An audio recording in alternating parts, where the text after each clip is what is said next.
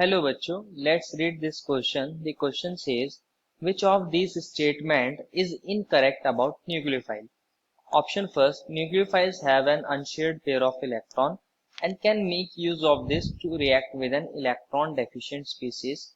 Option B, the nucleophilicity of an element as an electron donor generally increases on going down a group in the periodic table.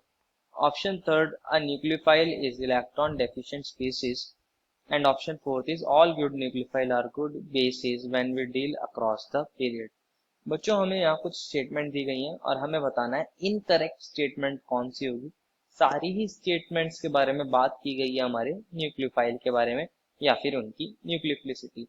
बच्चों हमारे पास nucleophile कौन होते हैं? First of all बात कर रहे हैं हम इसके की कंसेप्ट की। न्यूक्लियोफाइल कौन होते हैं बच्चों? इलेक्ट्रॉन रिच स्पीसीज होती हैं। इलेक्ट्रॉन रिच स्पीसीज को बोला जाता है न्यूक्लियोफाइल। और इनकी टेंडेंसी कैसी होती है? टेंडेंसी होती है इनकी to donate electron. Tendency to donate electron.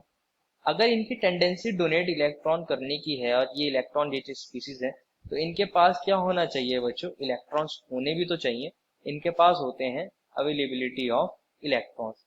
और जो इलेक्ट्रॉन्स इनके पास अवेलेबल होते हैं वो किस फॉर्म में होते हैं? अनशेयर्ड पेयर की फॉर्म में होते हैं। अनशेयर्ड पेयर ऑफ इलेक्ट्रॉन्स इनके पास होते हैं जब भी ये उन इलेक्ट्रॉन्स को इजीली डोनेट कर सकते हैं। जहां हमारे पास इलेक्ट्रॉन्स होंगे और इलेक्ट्रॉन रिच स्पीसीज होंगी वहां हमारे पास न्यूक्लियोफाइल होंगे। और न्यूक्लियोफिलिसिटी क्या होती है बच्चों? न्यूक्लियोफिलिसिटी होती है न्यूक्लियोफाइल की इलेक्ट्रॉन डोनेशन की टेंडेंसी। किसको इलेक्ट्रॉन डोनेट करते हैं बच्चों? ये कार्बन को डोनेट करते हैं। कार्बन के रिस्पेक्ट में हम न्यूक्लियोफिलिसिटी को डिफाइन करते हैं। तो हमारे पास स्टेटमेंट फर्स्ट में कहा था कि न्यूक्लियोफाइल के पास अनशेयर्ड पेयर ऑफ इलेक्ट्रॉन होते हैं और ये इसका यूज करते हैं to react with electron deficient species. ये बात बिल्कुल सही है। कंसीडर करिए मेरे पास कोई न्यूक्लियोफाइल OH नेगेटिव है। यहाँ ऑक्सीजन के ऊपर बच्चों नेगेटिव चार्ज है। इसके पास बच्चों 2 लेन पेयर है और इसके ऊपर नेगेटिव चार्ज का मतलब क्या है? इसके पास एक इलेक्ट्रॉन अपना है, एक इलेक्ट्रॉन इसने गेन करा है। ये कैसा है बच्चों? नेगेटिवली चार्ज स्पीसीज है, इलेक्ट्रॉन रिच स्पीसीज है। और इसके पास नेगेटिव का मतलब क्या है? इसके पास अनशेयर्ड पेयर ऑफ इलेक्ट्रॉन्स है।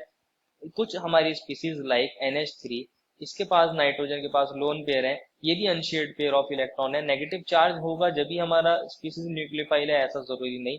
अनशेयर्ड पेयर ऑफ इलेक्ट्रॉन होना ये कंडीशन है और रिच इलेक्ट्रॉन स्पीसीज होनी चाहिए तो हमारे न्यूक्लियोफाइल होते हैं। अगर इसके सामने कोई इलेक्ट्रॉन डेफिशिएंट स्पीसीज आ जाता है तो ये इजीली उसको इलेक्ट्रॉन डोनेट कर देते हैं, प्रोडक्ट फॉर्म हो जाता है।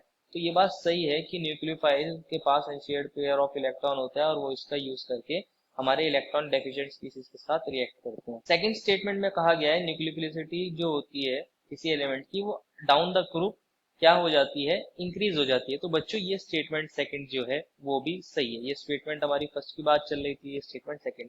बच्चों अगर हम डाउन द ग्रुप जाते हैं, कंसिडर करिए मेरे पास हैलोजेंस हैं F negative, Cl negative, Br negative and I negative. क्या होता है अगर हम डाउन द ग्रुप जा रहे हैं लाइक दिस तो हमारे पास साइज बढ़ता चला जाता है। I नेगेटिव का साइज बड़ा है, Br का उससे छोटा है और Cl का उससे कम है और F का सबसे कम है। तो साइज इंक्रीज हो जाता है तो हमारे पास क्या हो जाता है? एटम को पोलराइज करना इजी हो जाता है। पोलराइजेबिलिटी बढ़ जाती है। पोलराइजेबिलिटी बढ़ जाती है, उसकी इलेक्ट्रोनेगेटिविटी कम हो जाती है तो उसके लिए इलेक्ट्रॉन डोनेट करना इजी हो जाता है। इस वजह से न्यूक्लियोफिलिसिटी भी बढ़ जाती है। तो हम ऐसा बोल सकते हैं न्यूक्लियोफिलिसिटी किस पर डिपेंड करती है, किसके डायरेक्टली प्रोपोर्शनल होती है? वो प्रोपोर्शनल होती है हमारे साइज से। तो हमारी दोनों ही स्टेटमेंट करेक्ट है, फर्स्ट भी और सेकंड भी। थर्ड स्टेटमेंट में हमें कहा गया है न्यूक्लियोफाइल कैसा होता है? इलेक्ट्रॉन डेफिशिएंट स्पीसीज होता है। तो बच्चों जो हमारी थर्ड स्टेटमेंट है ये फॉल्स है क्योंकि हमारे पास जो न्यूक्लियोफाइल होता है वो कैसी स्पीसीज होती है? वो इलेक्ट्रॉन रिच होते हैं, नॉट इलेक्ट्रॉन डेफिशिएंट।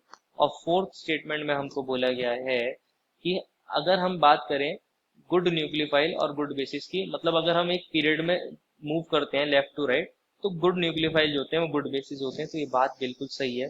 कंसिडर करिए मेरे पास कार्बन है और नाइट्रोजन है, ऑक्सीजन है और फ्लोरीन है। CH3 नेगेटिव और बच्चों इसको मैं ले सकता हूँ NH2 नेगेटिव और यहाँ हमारे पास OH नेगेटिव और F नेगेटिव। बच्चों ये सभी के सभी हमारे एक ही पीरियड में बिलोंग करते हैं। और मैं बात करूं इनकी न्यूक्लियोफिलिसिटी की, तो सबसे ज्यादा हमारी न्यूक्लियोफिलिसिटी CH3 नेगेटिव की होती है, उससे कम NH2 नेगेटिव, उससे कम OH नेगेटिव की, और उससे कम F नेगेटिव की। ऐसा क्यों होता है बच्चों? इसका रीजन क्या होता है?